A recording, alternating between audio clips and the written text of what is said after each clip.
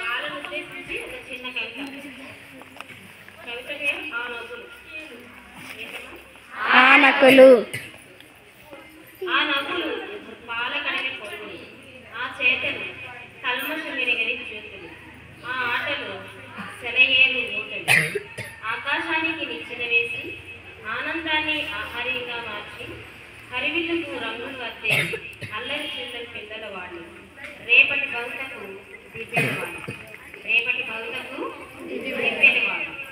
పూలలోని తావిల, పాలలోని తెప్పుల, ప్రతి ఇంటికి కంటిపాపై సందడి చేసే చిరునామాలు, సందడి చేసే చిరునామాలుగా మారే చిరుతలు వాళ్ళు.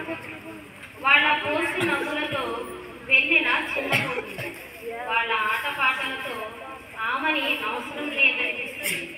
వాళ్ళ పలుకుల ముందు పసిడి వెడవెళ్ళబోతుంది, వాళ్ళ పలుకుల ముందు పసిడి వెడవెళ్ళబోతుంది. పిల్లల్లారా మల్లెల్లారా, ఎల్లలు మంచి ఆనందించే నవభారత నిర్మాతల్లారా, మీరే భవితకు వారసులు, మీరే భవితకు వారసులు. మీకిల సాటిరారు ఎవరు? నేను.